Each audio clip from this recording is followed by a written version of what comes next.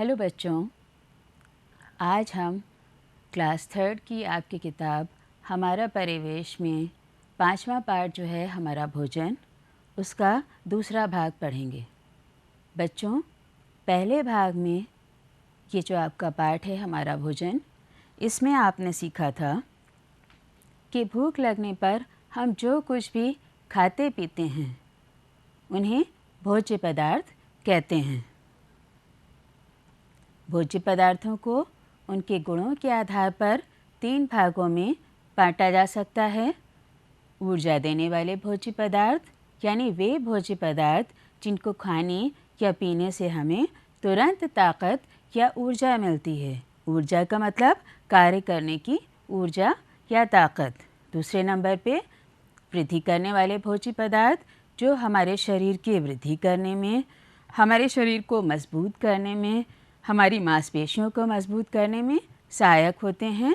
और तीसरे नंबर पर रोगों से बचाव करने वाले भोज्य पदार्थ, वो भोज्य पदार्थ जिनको खाने से हम बीमार नहीं पड़ते हैं, बीमारियां, रोग हमसे दूर रहते हैं। कुछ ऐसे भोज्य पदार्थ भी होते हैं। अब हम बात करेंगे, जैसा हमने पिछले क्लास में सीखा था, ऊर्जा देने वाले भोज्य पदार्थों के बारे में।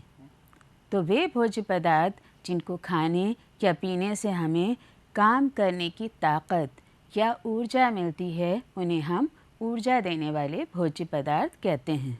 जैसे गेहूँ, चावल, चीनी, गुड़, आलू, अरवी, शकरकंद, गाजर, दूध, घी, मक्खन, तेल, अंडा इत्यादि। ये वे भोज्य पदार्थ हैं बच्चों, दोबारा से मैं बता रही हूँ कि ये वे भोज्य पदार्थ हैं जिनको खाने या पीने से हमें तुरंत ऊर्जा या काम करने की ताकत मिलती है। ये भी आपको बताया गया था कि इन भोज्य पदार्थों को जो शारीरिक श्रम ज़्यादा करते हैं उन्हें ज़्यादा लेना चाहिए, और जो लोग शारीरिक श्रम कम करते हैं, जैसे घर के बड़े बुज़ुर्ग कम शारीरिक श्रम करते हैं, थोड़ा कम चलते फिरते हैं। इसके अलावा वो लोग जो जाके दुकान पे बैठ जाते हैं, ज़्यादा चलते फिरते नहीं हैं, या जो लोग ऑफिस में काम करते हैं, या मैं बहुत ज़्यादा शारीरिक श्रम नहीं करती हूँ, मैं एक्सरसाइज नहीं कर पाती हूँ, तो मुझे भी ऊर्जा देने वाले भोज्य पदार्थ कम मात्रा में लेने चाहिए। वहीं पे वो लोग बच्चों जो मज़दूर होते हैं, जो दिन भर कई घंटे लगातार शारीरिक श्रम करते हैं, किसान, रिक्शा चलाने वाले, वो लोग जो साइकिल चलाकर एक जगह से दूसरी जगह कई किलोमीटर्स तक सफ़र तय करते हैं रोज़, बहुत शारीरिक श्रम करना पड़ता है उसमें। इसके अलावा खिलाड़ी जो कई घंटे लगातार खेलते हैं, प्रैक्टिस करते हैं। इसके अलावा वो लोग जो एक्सरसाइज करते हैं, जो वॉक करते हैं। और आप, क्योंकि आप पूरे टाइम सुबह से शाम तक खेल कूद, भाग दौड़, पढ़ना लिखना और तमाम तरह की एक्टिविटीज़ आप करते रहते हैं, तो आप सबको इन ऊर्जा देने वाले भोज्य पदार्थों का ज़्यादा मात्रा में सेवन करना चाहिए। आपको इन सब चीज़ों को ज़्यादा खाना चाहिए। अब आज बच्चों हम लोग बात करने जा रहे हैं वृद्धि करने वाले भोज्य पदार्थों के बारे में। जैसा इस शब्द वृद्धि से आपको समझ में आएगा,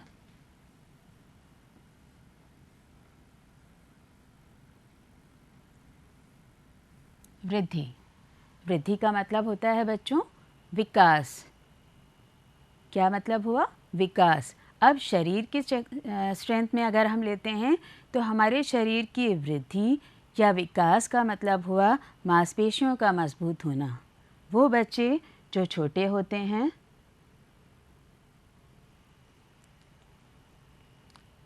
बाढ़ पे होते हैं, उनको ग्रोथ होती रहती है। जैसे आप अभी छोटे हैं और आपकी मम्मी ने आपके पुराने कपड़े निकाले और आपसे कहा, अरे तुम्हारे कपड़े छोटे हो गए।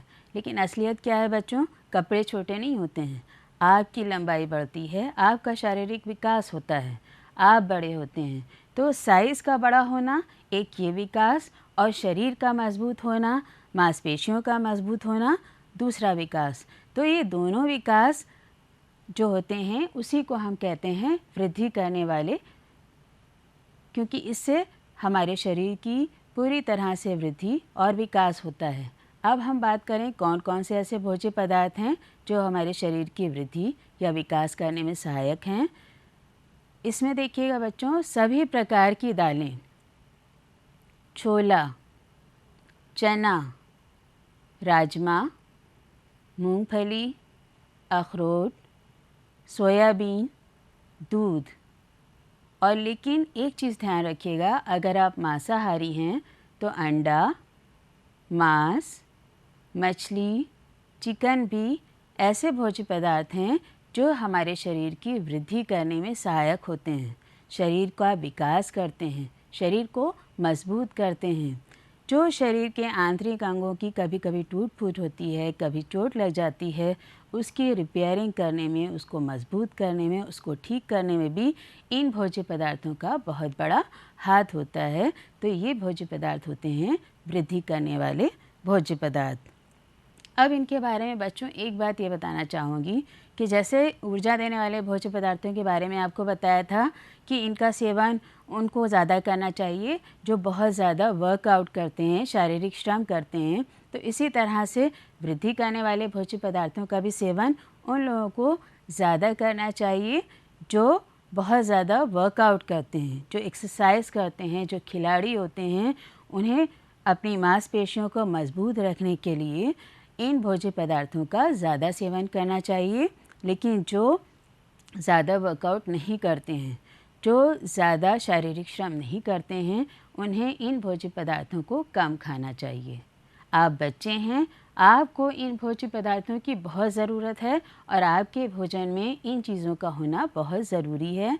अगर आप शाकाहारी हैं तो आप दाल, छोला, चना, राजमा, सोयाबीन ये सब चीज़ें लीजिए। और अगर आप मांसाहारी हैं तो इन सब चीज़ों के साथ आप अंडा, मांस, मछली, चिकन ये सब चीज़ें भी आप खा सकते हैं।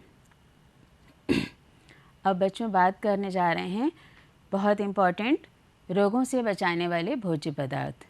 आप सुन के हैरान होंगे और आपको लगेगा कि ये मैडम क्या बता रही हैं कि क्या कुछ खाने ऐसे भी हैं जिनसे हम बीमारियों से बच सकते हैं। हाँ बच्चों, ये बात बिल्कुल सही है। कुछ भोज्य पदार्थ ऐसे भी हैं जिनको खाने या पीने से हम रोगों और बीमारियों से अपने आप को बचा सकते हैं। आइए देखें उनके बारे में।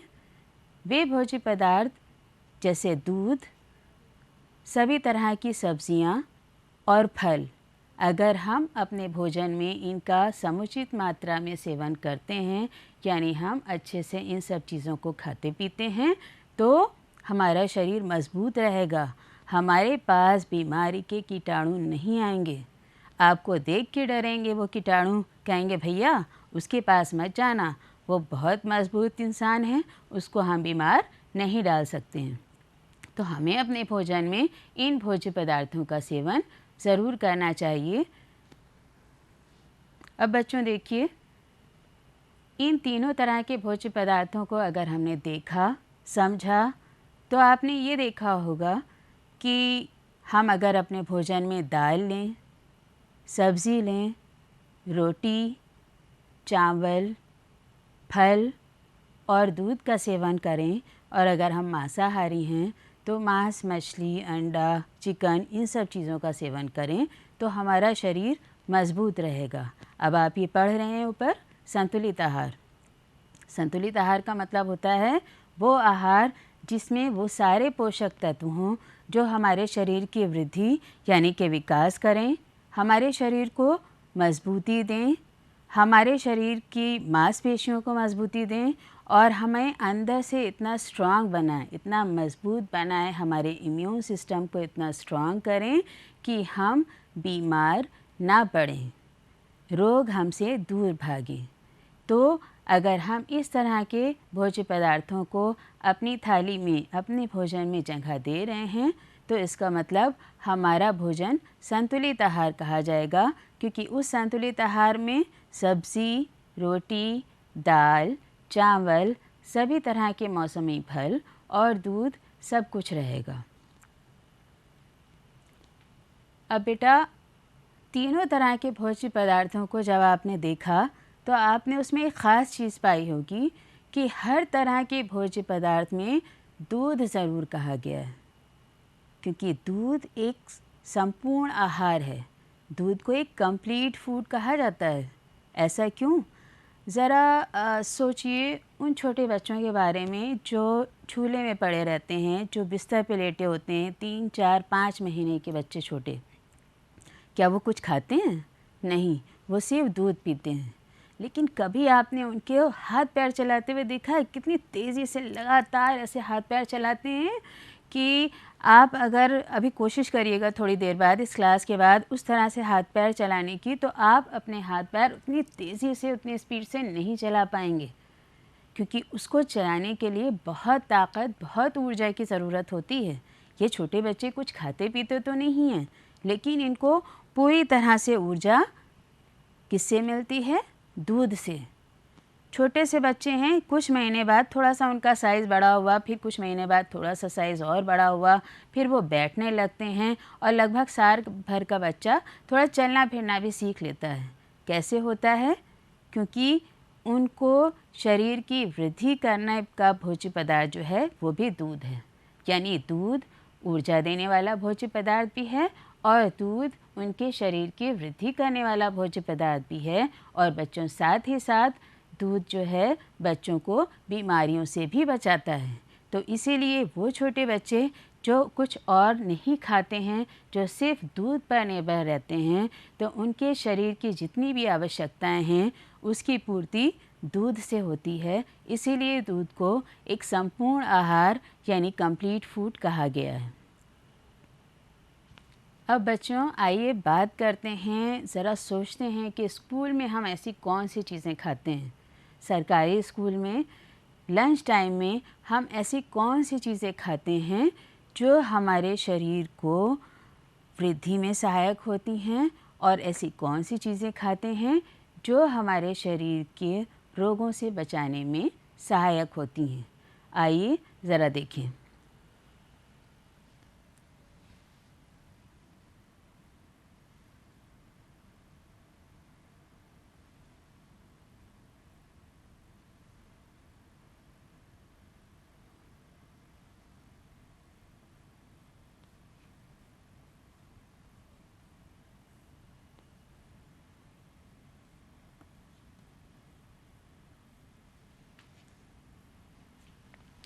भोज्य पदार्थ, यहाँ पर बस छोटा सा लिखते हैं वृद्धि करने वाले,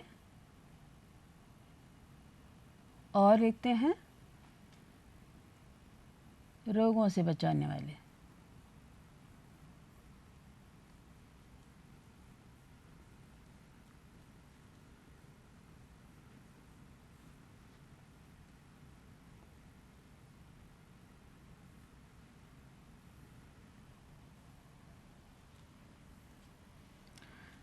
तो जैसे बच्चों बात की थी, हम लोग सोमवार को रोटी और सब्ज़ी खाते हैं।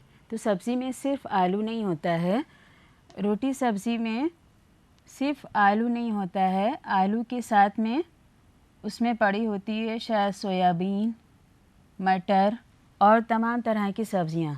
तो सोयाबीन अगर उसमें है तो वो सोयाबीन वृद्धि करने वाली हो जाएगी।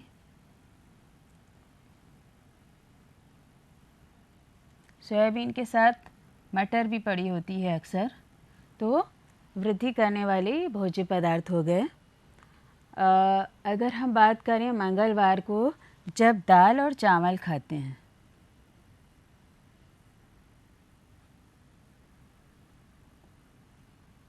तो चावल तो आपको पता है कि ऊर्जा देने वाला भोज्य पदार्थ है, लेकिन दाल हमारे शरीर की वृद्धि में बहुत बड़ा रोल प्ले करती है। दाल वृद्धि करने वाला एक अच्छा भोज्य पदार्थ है। फिर बृहस्पतिवार को फिर हम रोटी और सब्ज़ी खाते हैं, तो उसमें इसी तरह से सोयाबीन हो सकता है, मटर हो सकता है, और अगर कोई हरी सब्ज़ी है, हरी सब्ज़ी अगर उसमें है तो वो रोगों से बचाव करने वाला भोज्य पदार्थ हुआ। ठीक, इसी तरह से शनिवार को जब हम चावल और सब्ज़ी खाते हैं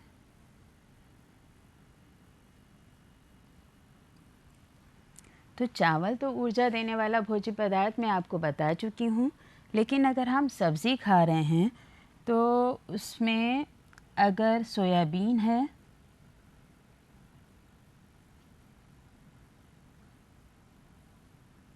राजमा है, तो ये क्या हुआ बच्चों? सोयाबीन और राजमा वृद्धि करने वाला भोज्य पदार्थ। लेकिन अगर उसमें कोई हरी सब्ज़ी भी पड़ी हुई है, जैसे इसमें बता रहे थे, अगर उसमें हरी सब्ज़ी भी पड़ी हुई है तो वो रोगों से बचाव करने वाले भोज्य पदार्थ हो गए। अब एक चीज़ और है, सप्ताह में 2 दिन हम लोग फल भी खाते हैं।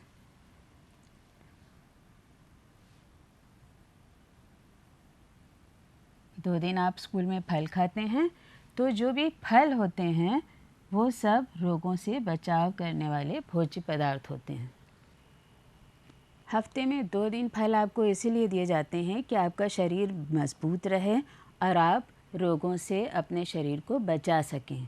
यहाँ पर मैं एक बात और बताना चाहती हूँ कि फल का मतलब ये नहीं है कि आप बहुत महंगे महंगे फल लेके खाएं। जो भी फल उस दौरान उस मौसम में मौजूद है, किस मौसम में कौन सा फल मिल रहा है, आप मौसमी फल खाइए।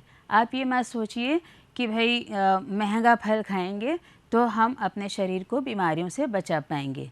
ऐसा कुछ नहीं है। मौसमी फल, मौसमी सब्जियां और दूध का अगर हम सेवन करते हैं तो हम अपने शरीर को रोगों और बीमारियों से बचा लेते हैं। तो बच्चों, इस तरह से हमने देखा कि भोज्य पदार्थ किसे कहते हैं? भूख लगने पर हम जो कुछ भी खाते या पीते हैं उन्हें भोज्य पदार्थ कहते हैं। अब हम बात करते हैं कि भोज्य पदार्थ के प्रकार। तो भोज्य पदार्थ को उनके गुणों के आधार पर हम 3 भागों में बांट सकते हैं: ऊर्जा देने वाले भोज्य पदार्थ, वृद्धि करने वाले भोज्य पदार्थ और रोगों से बचाने वाले भोज्य पदार्थ। ऊर्जा देने वाले भोज्य पदार्थ बच्चों वो होते हैं जिनको खाने से हमारे शरीर को ऊर्जा, काम करने की ताकत मिलती है, जैसे गेहूँ, चावल, चीनी, गुड़, आलू, अरवी, शकरकंद, गाजर, चुकंदर, दूध, घी, मक्खन, तेल, अंडा इत्यादि। वहीं वृद्धि करने वाले भोज्य पदार्थ बच्चों वो होते हैं जिनसे हमारा शरीर मजबूत बनता है, हमारे शरीर का विकास होता है, हमारी मांसपेशियां मजबूत होती हैं। तो ये वृद्धि करने वाले भोज्य पदार्थ हैं सभी तरह की दालें, छोला, चना, राजमा, मूंगफली, अखरोट, दूध, और अगर आप मांसाहारी हैं तो अंडा, मांस, मछली, चिकन इत्यादि। वृद्धि करने वाले भोज्य पदार्थ अक्सर खिलाड़ियों को खाने को कहा जाता है, क्योंकि वो खेलते हैं, दौड़ते हैं, भागते हैं। उनकी मांसपेशियों में, उनके शरीर में जो भी टूट फूट होती है उसको दूर करने में ये सहायक होते हैं। छोटे बच्चों के लिए बहुत ज़रूरी होते हैं क्योंकि उनका शारीरिक विकास होता है, उसमें भी वृद्धि करने वाले भोज्य पदार्थ बहुत ज़रूरी होते हैं। इसके अलावा जो शारीरिक श्रम करते हैं उनके लिए भी वृद्धि करने वाले भोज्य पदार्थ ज़रूरी होते हैं और उन्हें उसे पर्याप्त मात्रा में खाना चाहिए। अब बच्चों, हम बात करते हैं रोगों से बचाव करने वाले भोज्य पदार्थ। तो सभी तरह के मौसमी फल, सब्जियां और दूध वे भोज्य पदार्थ हैं जिनको अगर हम खाएंगे तो हमारा शरीर अंदर से मजबूत रहेगा, हमारा इम्यून सिस्टम स्ट्रांग होगा और हम बीमार नहीं पड़ेंगे। अब इतनी सारी चर्चा करके बच्चों हमने जाना कि हमारे शरीर के समुचित विकास के लिए सभी तरह के भोज्य पदार्थ ज़रूरी हैं। अगर हम अपने भोजन में रोटी, सब्ज़ी, दाल, चावल, फल, दूध इत्यादि का समुचित सेवन कर रहे हैं तो इसका मतलब हमारा आहार संतुलित आहार है। इसके अलावा बच्चों एक बात आपको और बतानी है कि दूध एक संपूर्ण आहार होता है और हमें दूध का सेवन ज़रूर करना चाहिए, ख़ास तौर से आप बढ़ते हुए बच्चों को। एक चीज़ और मैं याद दिलाना चाहूँगी बच्चों कि हमें जंक फूड नहीं खाने चाहिए। पिछले पार्ट में आपको बताया था कि बहुत ज़्यादा जंक फूड खाना, फ़ास्ट फूड खाना जैसे समोसा, कचौरी, पकौड़ी और चिप्स और जो आप लोग मैक्रोनी खाते हो, नूडल्स खाते हैं, फिंगर चिप्स बाहर ले लेके खाते हैं, तो इस तरह के भोजन जो होते हैं वो स्वाद में तो अच्छे होते हैं, हमें बहुत अच्छे लगते हैं और हम मज़ा ले लेके खाते हैं, लेकिन कहीं ना कहीं ये भोज्य पदार्थ हमारे स्वास्थ्य के लिए हानिकारक होते हैं और हमें इन भोज्य पदार्थों का सेवन नहीं करना चाहिए। अब बच्चों यहाँ पे एक हम लोग एक्टिविटी करते हैं, उससे हम लोग ये जानेंगे कि कौन से भोज्य पदार्थ को हम किस कॉलम में रख सकते हैं। यानी एक डाइट चार्ट बनाते हैं कि हमने सुबह से क्या खाया। मैं अपने लिए ही बात करती हूँ कि मैंने आज भोज्य पदार्थों में क्या खाया।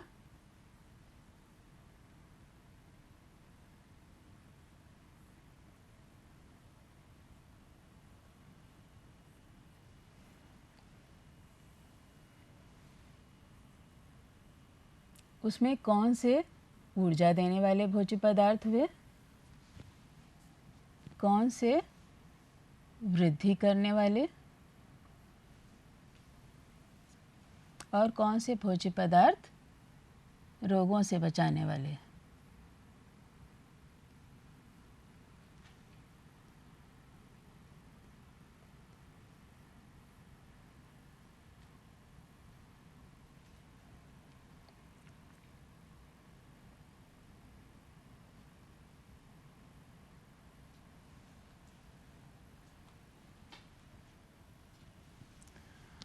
मान लीजिए आज सुबह मैंने दूध पिया और दूध के साथ मैंने ब्रेड खाई, तो ये कौन सा भोज्य पदार्थ हुआ? दूध अभी मैंने आपको बताया था, क्योंकि दूध में सभी पोषक तत्व हैं। दूध एक कंप्लीट फूड है, तो दूध जो है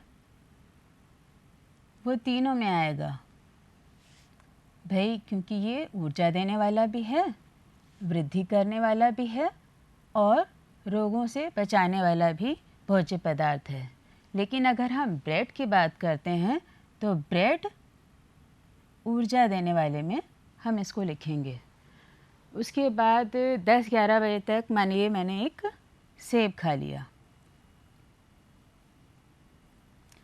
तो सेब एक फल है और सेब किस कॉलम में आना चाहिए? सेब को हम रखेंगे रोगों से बचाने वाले कॉलम में। ठीक, अब दिन में खाने में मैंने खाई रोटी, सब्ज़ी मैं हरी ज़्यादा खाती हूँ, मुझे आलू कम खाना चाहिए, मुझे ऐसा लगता है, क्योंकि मैं बहुत ज़्यादा शारीरिक श्रम नहीं करती हूँ, तो मैंने हरी सब्ज़ी खाई। दाल और गर्मा गर्म चावल देख के हर एक का खाने को दिल चाहता है, तो बस थोड़ा सा ज़रा सा चावल। अब अगर आप देखिए तो रोटी ऊर्जा देने वाला भोज्य पदार्थ हुआ। हरी सब्ज़ी को हम लेके आएंगे यहाँ, हरी सब्ज़ी रोगों से बचाने वाला भोज्य पदार्थ। दाल बेटा वृद्धि करने वाला भोज्य पदार्थ और चावल ऊर्जा देने वाला भोज्य पदार्थ। तो बच्चों, ये तो मैंने बस सिर्फ सुबह से दोपहर तक का बनाया। आपने इसमें देखा कि मैंने अपने भोजन में जो चीज़ें ली हैं वो ऊर्जा देने में भी सहायक हैं, वृद्धि करने में भी और रोगों से बचाने में भी मददगार हैं। ठीक है। हरी सब्ज़ी मैंने लेना ज़्यादा सही समझा। मैंने सेब खाया ताकि मेरे शरीर में मजबूती रहे, मेरा शरीर मजबूत रहे और मैं अपने आप को बीमारियों से और रोगों से बचा सकूं। मैंने दूध पिया ताकि मेरे शरीर को कार्य करने की ऊर्जा भी मिले, मेरे शरीर की वृद्धि। तो आप मतलब वृद्धि का मतलब मेरे सेंस में जो लोग बड़े हो जाते हैं उसका मतलब ये होता है कि शरीर मजबूत हो, शारीरिक अंगों की कोई टूट फूट हो तो उनको बनाने में, उन्हें मजबूती प्रदान करने में ये भोज्य पदार्थ सहायक होते हैं। जैसे मैंने दाल ली और मैंने दूध लिया, और रोगों से बचाने वाले में मैंने सेब लिया, हरी सब्ज़ी और दूध लिया। तो आपने देखा बच्चों कि एक संतुलित मात्रा में आहार लेना हमारे लिए कितना ज़रूरी होता है। कितना ज़रूरी होता है कि हम जब भोजन कर रहे हैं तो हमारे भोजन में इन सब तरह की चीज़ें मौजूद होनी चाहिए। अब एक एक्टिविटी आपको हम करने के लिए दे रहे हैं, आप घर में करेंगे। एक होमवर्क है आपके लिए, क्योंकि ये मैंने अभी कर दिया है तो आपको समझ में भी आ गया होगा कि आपको इसमें क्या करना है। आप एक चार्ट बनाइएगा।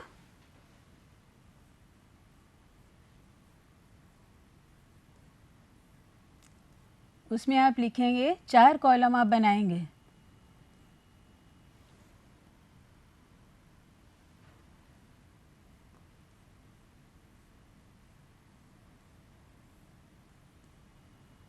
आपके चारों कॉलम में ये शब्द होंगे। पहले कॉलम में आप भोज्य पदार्थ लिखेंगे, जैसे अभी मैंने लिखा था, आपको उदाहरण करके मैंने दिखाया था भोज्य पदार्थ।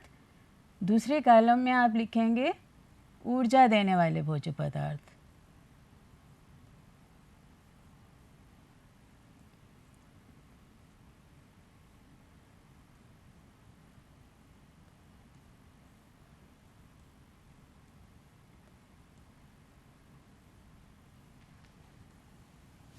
तीसरी कॉलम में आप लिखेंगे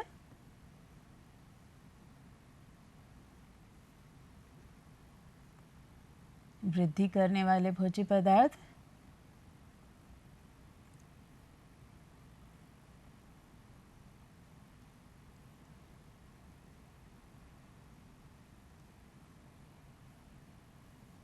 और चौथे कॉलम में आप लिखेंगे रोगों से बचाने वाले भोज्य पदार्थ।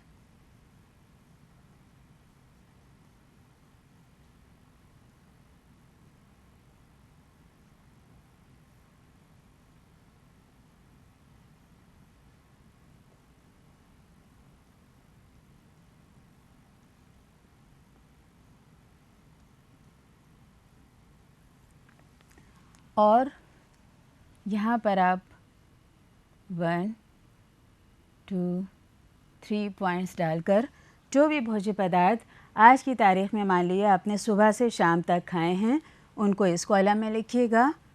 उसमें कौन से भोज्य पदार्थ, जैसे अभी मैंने प्रैक्टिस करके आपको दिखाया था, किन भोज्य पदार्थों से ऊर्जा मिलती है, किन से वृद्धि होती है, और कौन से भोज्य पदार्थ आपको रोगों यानी बीमारियों से बचाने में सहायक हैं। तो आप इस तरह का एक होमवर्क करिएगा, आराम से घर में बैठकर, बड़ों की भी मदद लीजिएगा और एक शीट आप बनाइएगा।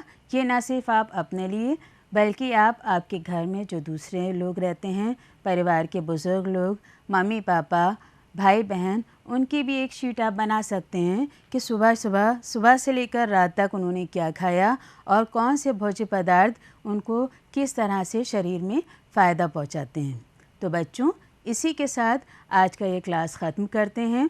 अगले क्लास में फिर आपसे मुलाकात होगी, जिसमें मैं आपको बताऊंगी कि कौन से भोज्य पदार्थ हमको किस तरह से खाने चाहिए और कौन से भोज्य पदार्थ हमको दूसरी तरह से खाने चाहिए, कितने खाने चाहिए, भोजन खाने के दौरान हमें क्या सावधानियाँ रखनी चाहिए, इन सब बातों के बारे में हम अगली क्लास में फिर से आपसे चर्चा करेंगे।